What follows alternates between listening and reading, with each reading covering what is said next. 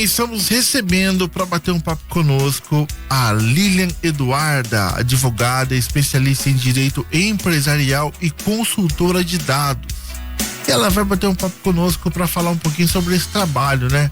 Olá, Lilian, boa tarde, como é que tá por aí, tudo bem? Boa tarde, tudo bem? É um prazer estar novamente aqui com vocês, com os ouvintes. Sim, é uma alegria recebê-la também. Bom, fala um pouquinho sobre o seu trabalho, Lilian, o que é? Então, eu sou advogada há menos de um ano, saí da faculdade, já tinha passado na OAB e resolvi exercer a profissão. Quando eu ainda estava na faculdade, eu gostava muito de direito do trabalho. Tanto que a minha segunda fase da OAB foi direito do trabalho. A minha paixão principal é direito do trabalho. E na faculdade também eu gostava de LGPD, que é Lei Geral de Proteção de Dados. Unindo as duas, eu cheguei na conclusão de fazer uma pós em direito empresarial. Porque eu senti essa necessidade das empresas, tanto na área trabalhista, advogando para o empregado, e também na área de Lei Geral de Proteção de Dados, que era algo que as empresas ainda não tinham se adequado. Então eu falei, por que não unir o útil ao agradável? Então eu resolvi fazer essa pós em direito empresarial e hoje eu dou consultoria para empresas, tanto na questão preventiva trabalhista, quanto na adequação, e também levando e visando e dando importância ao empregado, também fazendo ações trabalhistas para o empregado. Legal, temos uma pergunta aqui já. Vamos lá. Quais são os princípios da LGPD e como atender aos princípios nas relações de trabalho? Então, os princípios da LGPD são 5. Finalidade. Tudo precisa ter um porquê.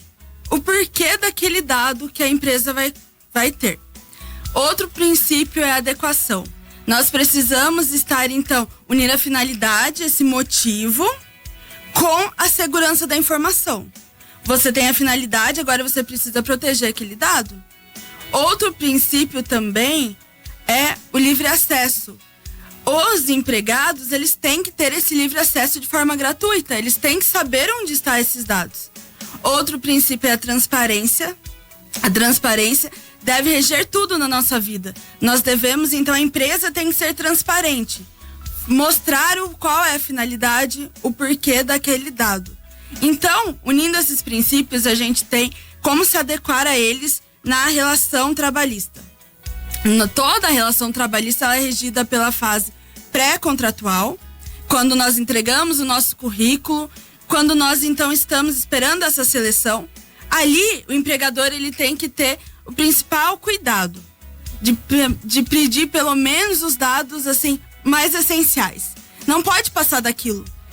Como, por exemplo, religião, quantos filhos tem, não é ainda nessa fase que ele vai pedir isso. Até porque, depois dessa entrevista, ele não vai contratar a todos. Então, ele precisa mostrar para aqueles que não são contratados o que ele vai fazer com aqueles dados. Se ele vai guardar esse currículo para uma eventual contratação daqui a um tempo, que hoje em dia a gente vê que tem um banco onde os empregadores guardam esses currículos para outras contratações.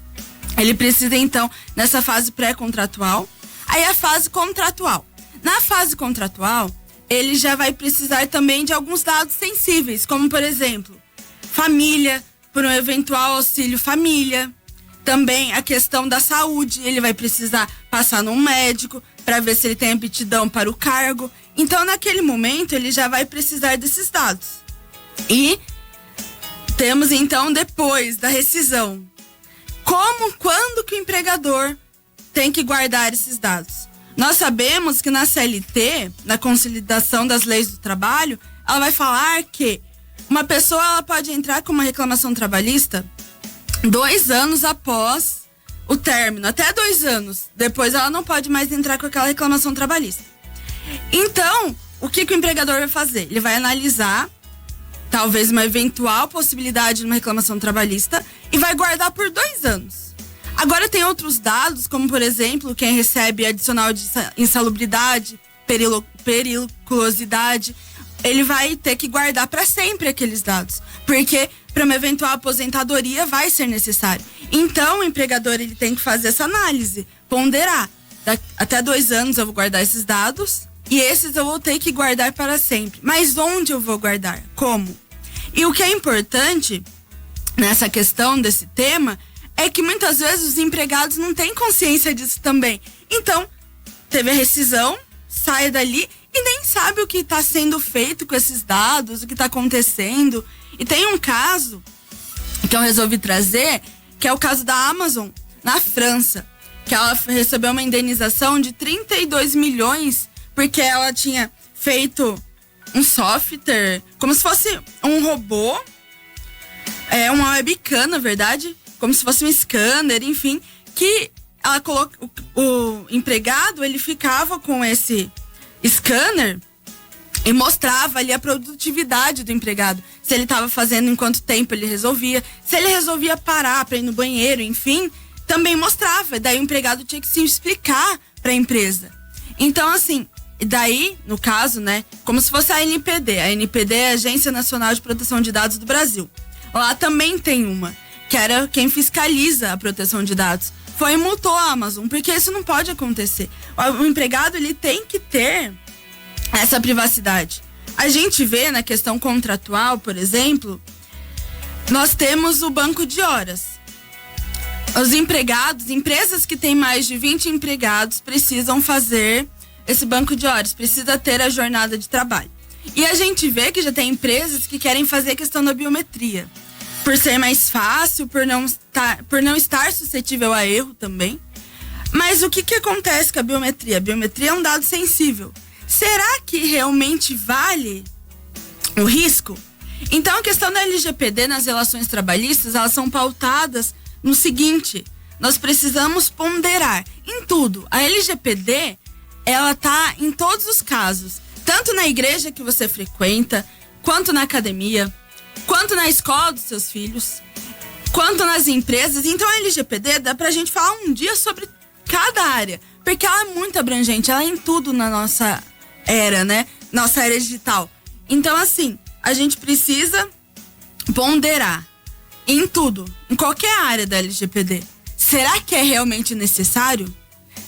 Como titular de dados, e você como empregador, você como padre, como pastor de uma igreja, você como dono de uma academia, você como diretor, coordenador de uma escola. Sim. Você acha que o controle dos dados, ele causa algum tipo de controle, digamos assim, social? Qual o impacto realmente? Dá para mensurar mais ou menos aonde afeta a vida do cidadão tanto? O impacto dos dados, a gente pode ter, levando já também para a área trabalhista, a questão da discriminação.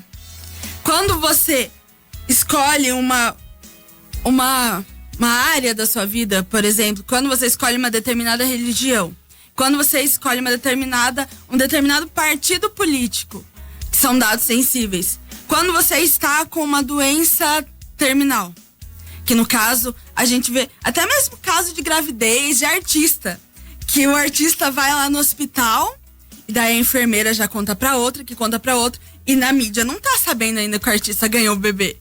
E daí a enfermeira conta pra aquela página de fofoca, e daí daqui a pouco tá todo mundo sabendo. Então, assim, o impacto dos dados é no seguinte caso: eles ferem a nossa privacidade, que é um direito fundamental. Perfeito. Toda a liberdade, né? Sim. Exatamente. Bom, a gente vê, infelizmente, tá em tudo, né? Nossos dados estão aí, tudo que você vai fazer, você tem que fazer um pré-cadastro, e como você falou, já começa ali já na entrevista do emprego, muitas vezes você nem ganhou o emprego, mas o teu nome já tá ali arquivado. Bom, a gente não sabe o que pode acontecer ou não, mas você tá aí para ajudar também, então, a orientar os empregadores, e mais a parte empresarial que você trabalha, né? E trabalho também com os empregados, pego muita reclamação trabalhista dos empregados, porque o que eu acredito? Eu acredito o seguinte: quando tem uma lei, quando tem uma norma jurídica, aquilo que tá ali na lei, você tem direitos e deveres, mas aquilo lá é seu.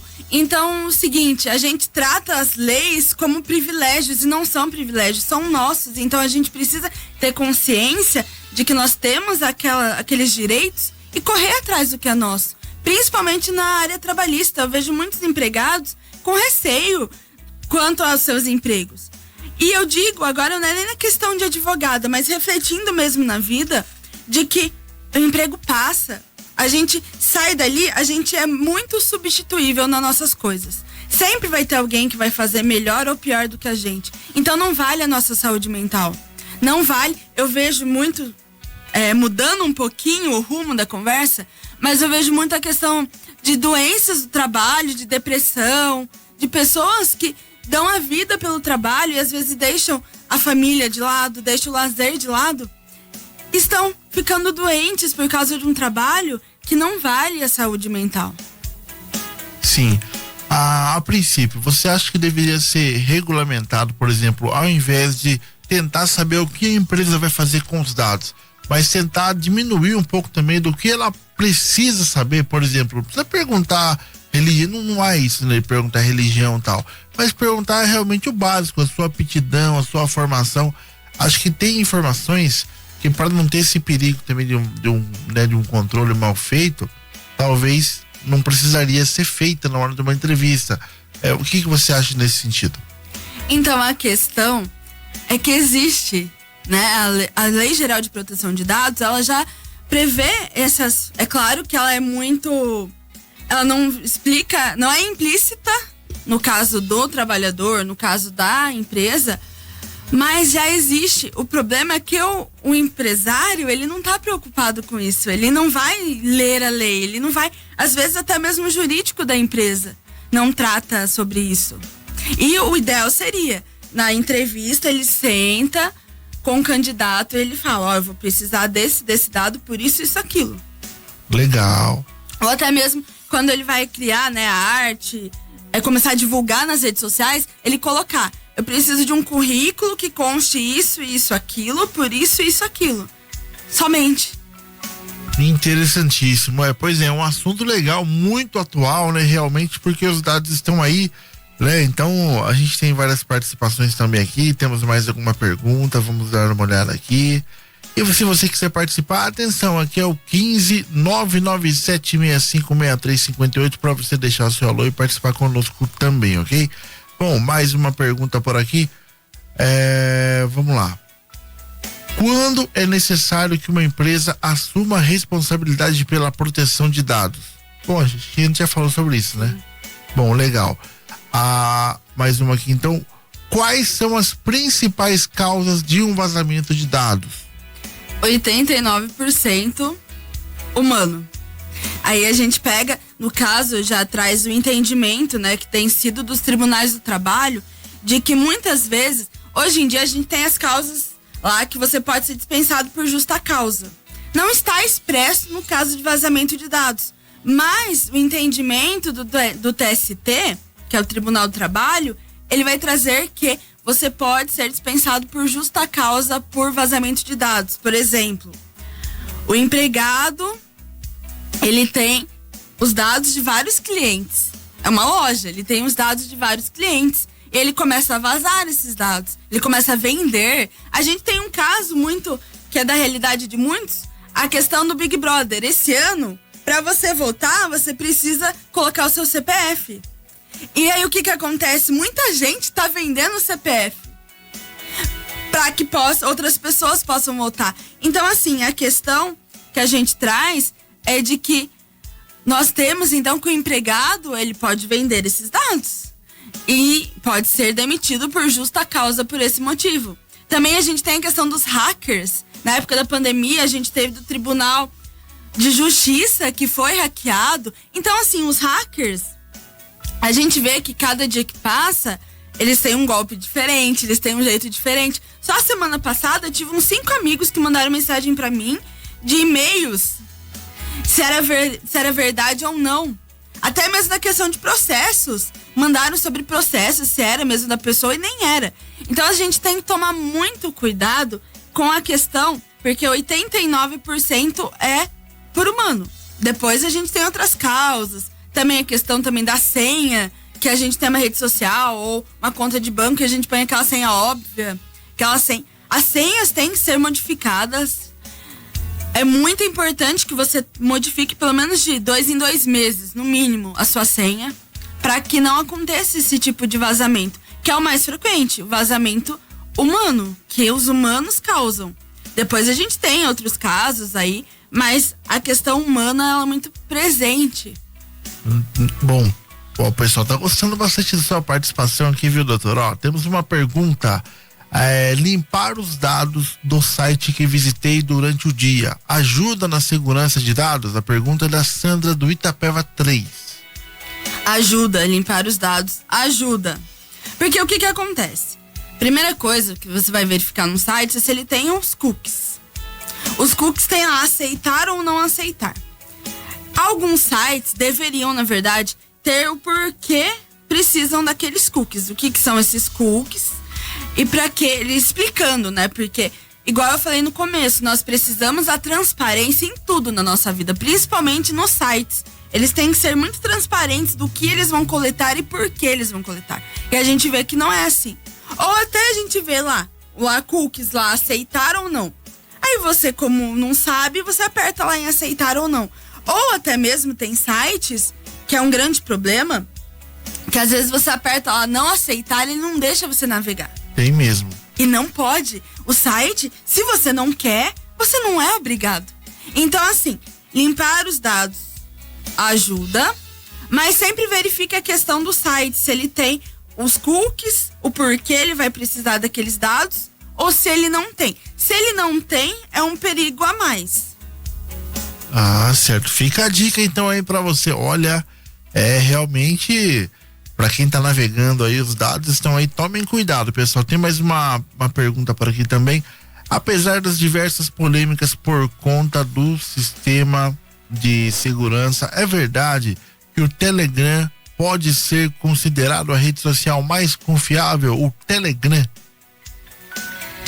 Então, eu acredito que não. Porque o que acontece?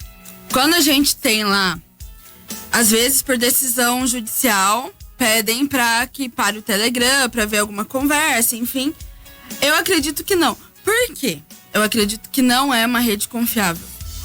Porque é o seguinte, no Telegram, você pode ver lá, tem um chat lá, e daí tem diversas informações. E assim, olha, eu ouso dizer que eu acredito que o WhatsApp seja mais confiável do que o Telegram. Olha só, interessante, hein? Tem algum macete do WhatsApp ou no geral ele é confiável? Juliano, o WhatsApp é bom, mas isso aqui tem que tomar cuidado. Ou ele realmente dá pra classificar como uma rede social segura aí no geral? O problema do WhatsApp também do Telegram é a questão de link que a gente recebe. Primeiro que nós temos que ter muito cuidado com o link que a gente acessa. Mas em si, vamos supor, a questão, eu faço isso por experiência própria. Já tentaram entrar no meu WhatsApp, invadi-lo, e aí o que aconteceu? A verificação de 2 fatores do WhatsApp funcionou perfeitamente, notificou, estão tentando entrar, é você ou não é? Funcionou perfeitamente. Agora a mesma coisa acontecendo no Instagram não funcionou. Acontecendo no Telegram não funcionou. Então a questão da segurança por experiência própria, e eu já ouvi outro comentário nesse sentido de um conhecido, que o WhatsApp também nesse sentido ele é mais seguro. Em questão de tentar hackear, que a gente vê que acontece com muita frequência, né? Na questão do Instagram também. Interessante, então tá aí, olha, dicas de quem realmente conhece aí o dia a dia, né? Temos mais uma pergunta chegando por aqui. Vamos lá. Após um site ter meus dados, posso solicitar para que eles retirem? Como eu faço isso? Luiz do Jardim Brasil. Tem como você chegar no site e falar, pessoal? Deve fazer isso. Deve fazer isso. O que acontece? Toda empresa, site, todo mundo deveria ter um DPO. O DPO é o encarregado por fazer essa conexão entre a empresa, o site, com o titular. Mas, como a gente está falando de realidade, não funciona assim. A realidade não funciona dessa forma. O que você pode fazer? Normalmente, no site, deveria ter um e-mail. O e-mail que você acha nesse site é o e-mail que você vai entrar em contato pelo Gmail, pelo Hotmail, enfim, não importa. ou telefone, o que você achar de informação, você pode mandar, meu nome é esse, eu acessei o site esse dia, eu utilizei esse dado, eu não quero mais que vocês tenham acesso. Eles são obrigados a apagar esses dados. É claro que a gente tem um caso, vamos supor, de uma loja, você tem uma dívida nessa loja. Os dados precisam continuar ali, até mesmo para uma eventual execução, enfim, precisa ter ali. Tem alguns casos que esses dados precisam permanecer onde estão. Mas nesse caso, a empresa, né, no caso o site, ele não pode guardar para si mesmo seus dados. Então, a forma mais fácil de fazer é pelo e-mail. Se você não conseguir acessar esse e-mail, se não tiver esse e-mail ou esse telefone, você vai entrar num site, que eu esqueci o nome agora, mas você digita lá no Google, site para descobrir, dessa forma, mais simples possível, é muito simples. Você digita lá, site para descobrir o dono e daí joga o link do site. Se eu não me engano, é o terceiro que vai aparecer ali. Você aperta lá, que vai ter um jeito que você joga ali o link. A gente faz muito isso em direito digital, pra gente descobrir, até mesmo na questão de remoção de conteúdo. Quando você tem, no caso, alguém postou uma foto sua, que você não quer que esteja naquela página, você faz dessa forma, se você não sabe o proprietário. Daí você clica no terceiro link ali. Clicou, você joga de novo o link do site, vai aparecer lá todos os dados do proprietário do site.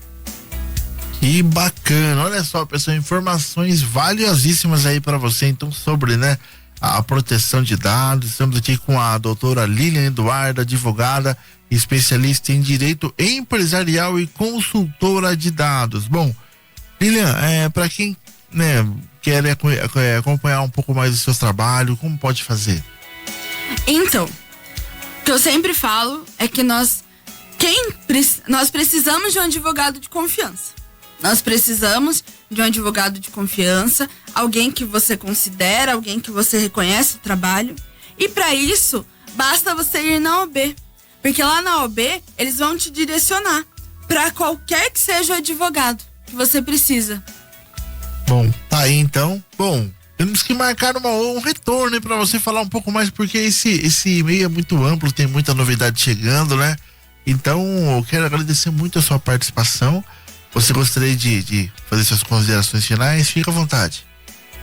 Eu agradeço muito pelo convite, agradeço aos ouvintes, é um tema muito importante e eu quero finalizar só repetindo algo que eu já disse.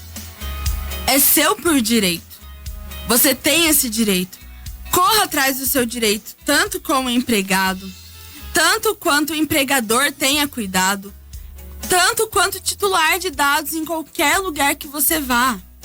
Se você não quer aqueles dados ali, peça para retirar. Porque assim, o que acontece? A gente tem a questão da Lei Geral de Proteção de Dados e a tendência é só subir. A tendência, a Lei de Proteção de Dados, ela não vai se apagar no ano de 2024. A tendência dela é só subir cada vez mais. Tanto que uma prioridade da ANPD, que é a Agência Nacional de Proteção de Dados, é o titular esse ano. E quem é o titular? Todos nós. Então, assim, siga e acompanhe. E para finalizar, onde você pode denunciar se acontecer algum vazamento de dados? Ah, você não conseguiu no site? Não tem problema. Você vai lá no site da ANPD, joga no Google ANPD. É um site lá do Gov. Vai aparecer lá para você fazer a sua denúncia anônima na questão de proteção de dados. Você faz sua denúncia anônima e se tem alguma irregularidade no seu trabalho, no Ministério do Trabalho, de forma online ou presencial também.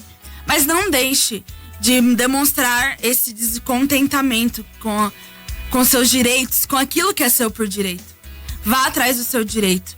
Todos nós temos esses direitos. Legal, muito obrigado, doutora Lilian Eduarda, participando aqui do Pop News. E esperamos recebê-la aí novamente. Só para fechar, tivemos aqui até uma participação da Lúcia de Capão Bonito, passando para elogiar você aí, diz que é muito importante saber aí suas dicas aí, foi muito legal. Lúcia de Capão Bonito, obrigado pela participação. Lilian, obrigado e até mais, viu? Só para finalizar, eu queria, que da última vez eu não fiz isso, eu queria mandar um abraço e um beijo para minha tia, pro meu tio, Pra minha prima e pra minha mãe. Minha tia lá de Aparecida do Norte está acompanhando a gente. Olha, qual é o nome dela? Liliana, Alexandre e Maria. Legal, abração pra vocês, Liliane, Alexandre e Maria. Valeu, parabéns aí pela minha sobrinha, né? Toda a família aí. Obrigado, viu, Liliane?